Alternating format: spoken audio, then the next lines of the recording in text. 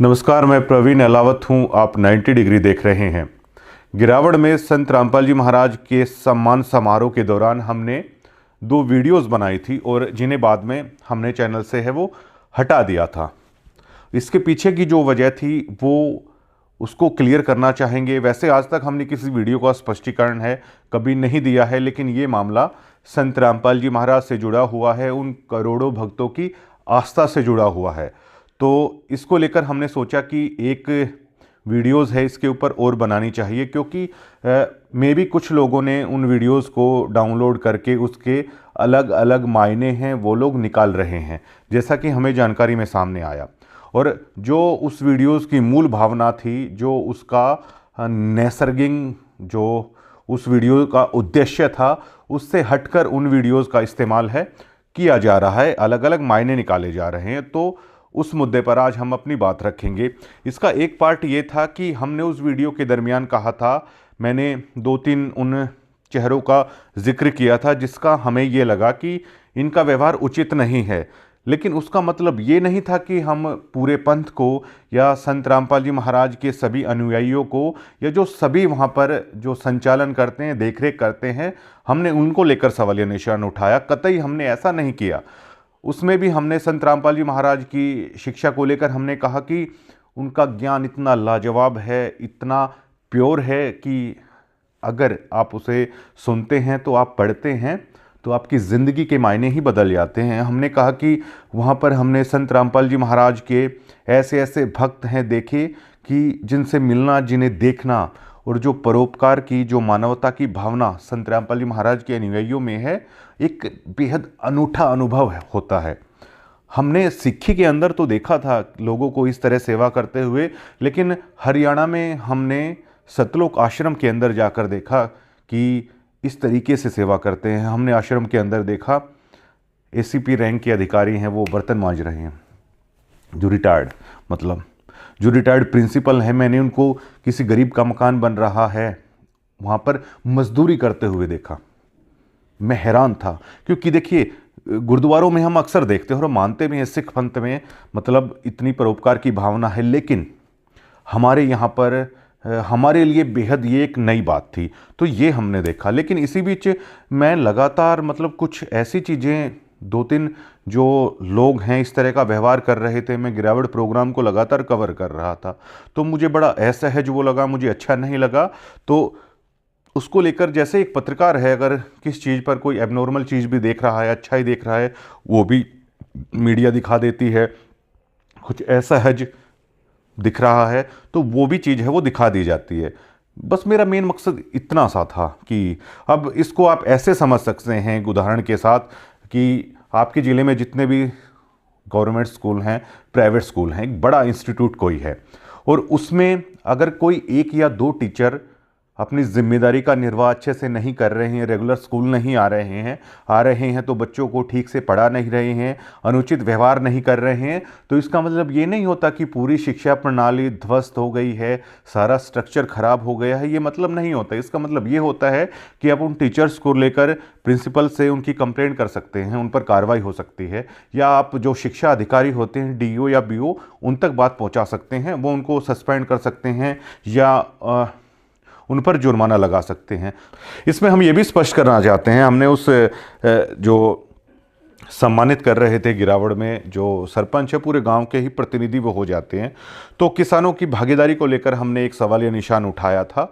उसका भी कई लोग गलत इस्तेमाल कर रहे हैं उस चीज़ को, लेकिन उसका मूल उद्देश्य हमारा ये था कि हम सिर्फ ये कहना चाहते थे कि अगर उसकी बजाय, देखिए अब संत रामपाल जी महाराज ने काम किया है, इसमें कोई दो राय नहीं। जो खेत खलियान डूबे हुए थे, रकबा हरियाणा का डूबा हुआ था, आज वहाँ पर गेहूं की फसल लहरा रही है, इसमें भी कोई दो राय नहीं। खुद भी आदमी जाके देख सकते हैं, तमाम मीडिया प्लेटफॉर्म पर वो तस्वीरें हैं, वो भी आप जाके देख सकते हैं। करोड़ों की मदद दी गई गांवों को, वो भी आप देख सकते हैं। संत रामपाल जी महाराज ने ऐसे ऐसे असहाय लोगों के मकान बनवाए हैं, वो तो हमारे चैनल पे हमने भी कवर किए, उसमें भी कोई दो राय नहीं है। लेकिन हमारा सिर्फ इतना सा कहना था कि या मैनेजमेंट उस चीज़ को देख लेती, या जो भागीदारी कर रहे हैं सरपंच जो इस चीज़ को कर रहे हैं वो इस चीज़ को कर लेते। वैसे सरपंच का आना भी पूरे गांव की भागीदारी यहाँ पर मानी जाती है, इसमें कोई दो राय नहीं है। लेकिन एक आंकड़ा वहाँ पर मान लो रख दिया जाता कार्यक्रम में कि कबलाना गांव के सरपंच वहाँ पर आए हुए थे, वहाँ पर पाइप दिए गए, बिरधाना के आए हुए थे, सोनू सरपंच गिरावड़ आए हुए थे, तो वो बस ये रख देते कि फला फला किसान का मतलब पानी है यहाँ पर निकला है, या उनको कह देते वो आ भी जाते।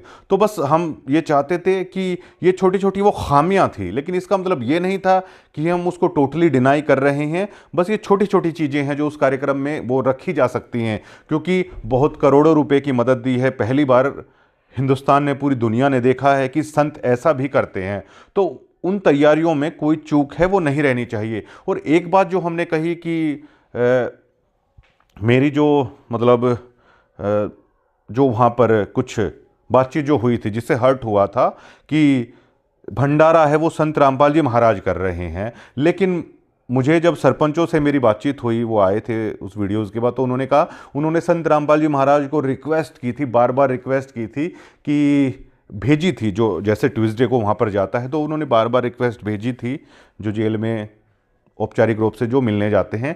लेकिन संत जी ने कहा कि हम भंडारे की सेवा आश्रम की तरफ से ही रहेगी। इसके पीछे शायद एक बहुत बेहतरीन चीज़ मुझे लगी कि यहाँ पर इस ज़िले में, इस एरिया में एक मिथ जोड़ दिया गया था, बहुत झूठा प्रचार, जिसका सबसे ज़्यादा नुकसान है यहाँ पर आम जनता के दरमियान दुष्प्रचार हुआ। सबसे ज़्यादा नुकसान हुआ कि संत रामपाल जी महाराज का प्रसाद खाने से ऐसे हो जाता है, वैसे हो जाता है।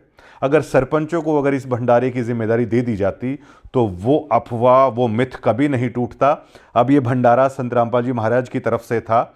मुझे ऐसे लोग भी देखे जो भंडारे से एक दिन पहले तक ये कह रहे थे कि नहीं, वहाँ का प्रसाद खाने से ऐसा हो जाता है। अब मुझे वो मिले, मैंने कहा आपने वहाँ पे भंडारा किया, क्या हुआ? बोलते कुछ नहीं हुआ। तो एक ये मिथ भी यहाँ से टूट गया है।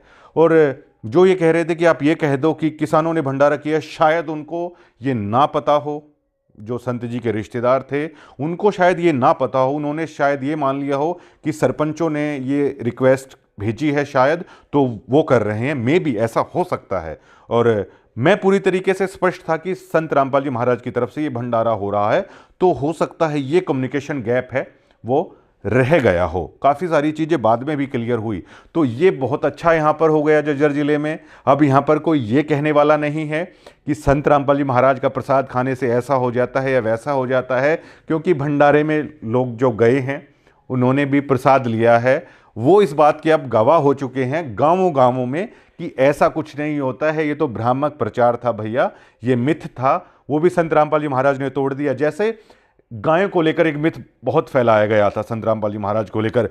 डीगल में 60-65 गांवों की गौशाला है कि संत रामपाल जी महाराज तो गाय के खिलाफ हैं, जबकि संत रामपाल जी महाराज की वीडियोस मैंने देखी, उसमें वो कह रहे हैं कि गऊ हमारी माँ के समान है, जिसका हम दूध पीते हैं, उसका नुकसान हमें नहीं करना चाहिए। ये गरीबदास जी महाराज की वाणी है। और संत रामपाल जी महाराज को जब ये पता चला कि डिगल गौशाला में कुछ गौवंश ऐसे हैं जो सर्दी में या गर्मी में खुले आसमान के नीचे हैं, तो 1 करोड़ रुपए की लागत है, जो 16,000 स्क्वायर फीट का वो शेड है, जो हमने खबर भी की थी, वहाँ पर दिया कैश है, डिगल गौशाला को दिया, तो वहाँ से वो मिथ टूट गया बिल्कुल।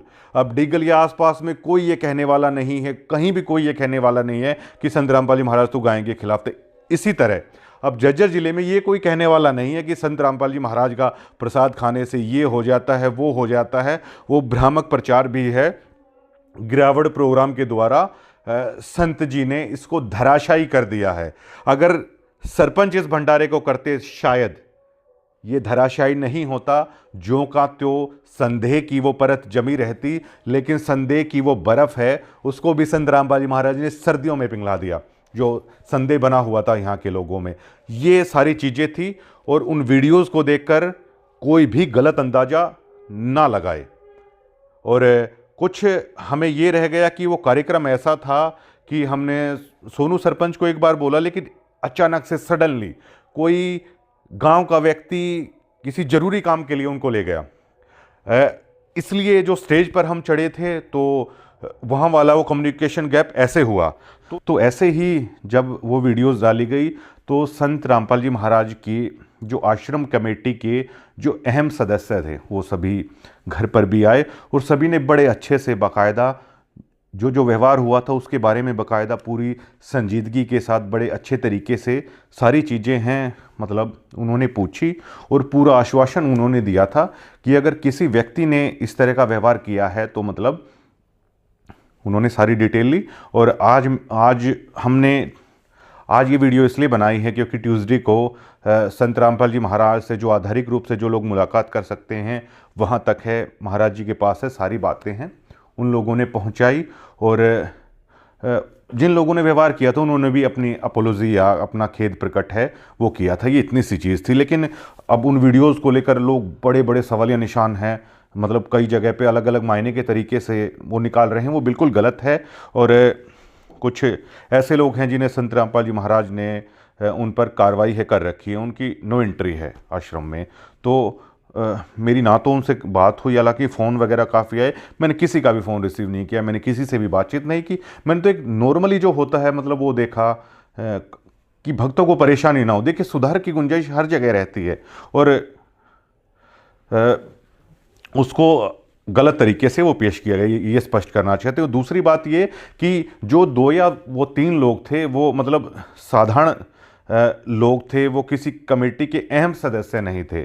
अब हमें ये लगा कि जैसे हम कवर करने जाते हैं तो आश्रम कमेटी सारी देख रेख करती है, तो हमें ये लगा कि ये कमेटी के लोग हैं। लेकिन कमेटी के लोग हैं, उन्होंने बाकायदा मुझसे मुलाकात की, हर चीज़ के लिए उन्होंने मतलब खेद भी प्रकट किया कि अगर ऐसा हो रहा है।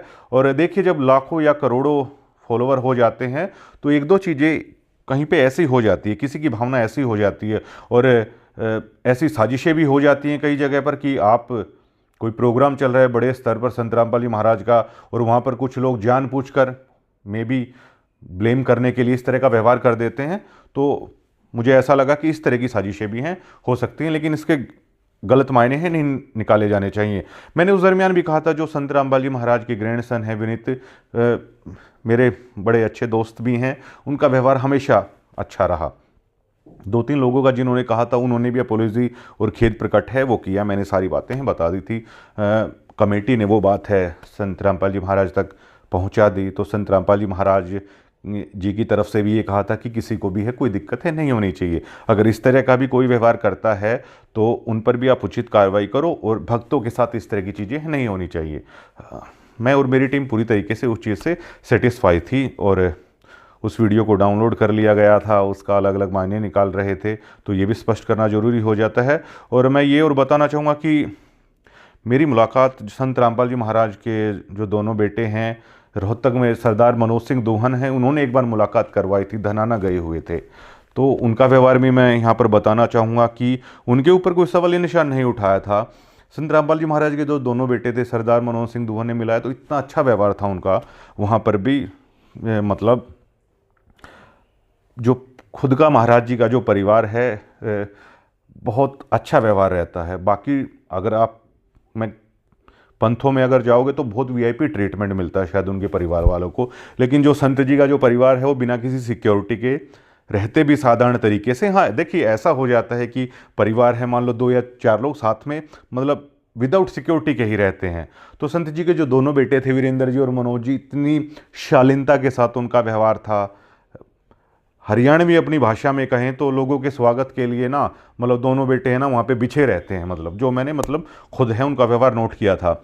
अभी गिरावड़ यहाँ पर आए हुए थे, संत रामपाल जी महाराज की धर्मपत्नी हैं अनारोमाई, तो मैंने उनको बोला आंटी आप एक इंटरव्यू दे दीजिए। वो इतनी साधारण इतनी शालीन थी कि बेटे मैं तो क्या बोलूँगी, मुझे तो बोलना नहीं आता, और आप किसी से भी पूछ लो, और आम भक्तों के अंदर ही वो बैठे रहते हैं। 2-4 लोग कभी कभार ऐसे हो जाते हैं कि उनका व्यवहार थोड़ा सा लीक से हटके हो जाता है। बस एज ए जर्नलिस्ट है वो मैंने आवाज़ उठा दी थी, मुझे इतना पता नहीं था कि कमेटी को शिकायत दी जा सकती है, वो कार्रवाई है वो कर देते हैं। बस ये इतनी सी बात थी।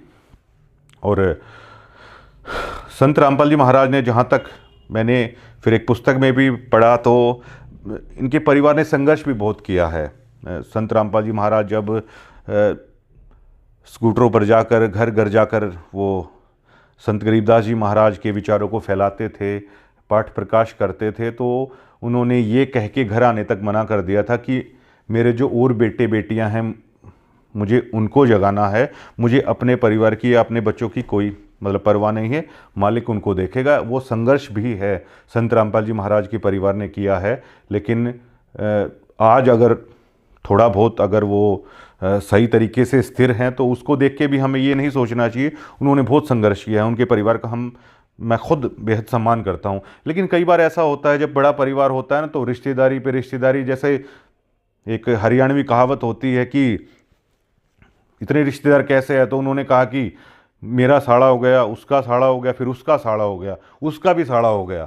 तो क्या है, जब बहुत बड़ा परिवार हो जाता है तो ये रिश्तेदारियां कई बार ऐसे अटैच है वो होने लग जाती हैं। तो संत रामपाल जी महाराज का जो खुद का परिवार है, जो उनके बेटे हैं या मंजू दीदी हैं या विनीत है, तो उनका व्यवहार वो तो बिछे रहते हैं लोगों के स्वागत के लिए, बिल्कुल आम तरीके से रहते हैं। और एक खुद का भी मैं अनुभव बता देता हूँ संत रामपाल जी महाराज को लेकर। अब तो फिलहाल हम जज्जर रहते हैं, जब डीगल गांव में अंदर रहते थे तो उस दिन कमेटी के साथ हमारे जो गांव के भी डिवोटी वो आए हुए थे, सरपंच साहिबान भी आए हुए थे, तो उनके सामने मैंने पूरा मुद्दा वो रख दिया था। तो संत रामपाल जी महाराज जब डीगल में आते थे, करोथा आश्रम शुरू नहीं हुआ था, तो जो जय भगवान भाई साहब है उनके घर पे आए हुए थे, और तब बिल्कुल मैं बेहद छोटा सा था, और महाराज जी बिल्कुल साधारण से कुर्ता पजामा उन्होंने पहना हुआ था। संत रामपाल जी महाराज ने एक लकड़ी की चेयर पर बैठे हुए यहाँ पे पढ़ना उन्होंने डाला हुआ। दिल भी कर रहा था अंदर चले जाते हैं, लेकिन कई तरह की ऐसी बातें उस दरमियान फैला दी थी कि इसलिए कभी जा नहीं पाए।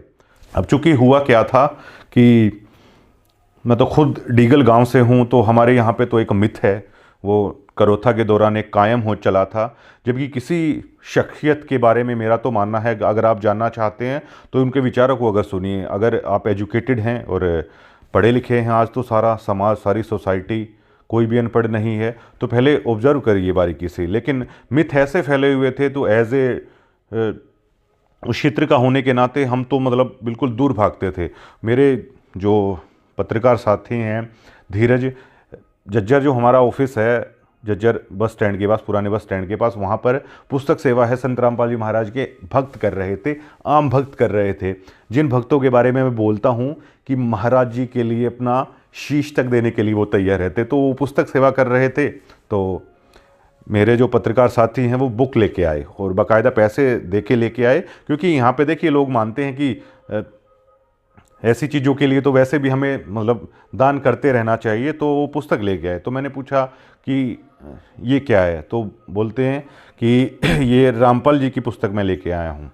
तो मैंने कहा यार किसकी पुस्तक आप लेके आए हो? तो उन्होंने कहा कि भाई ये बड़े अच्छे संत हैं, ये हमारा ऐसा मानना है। मैंने कहा ठीक है, उन्होंने रख दी।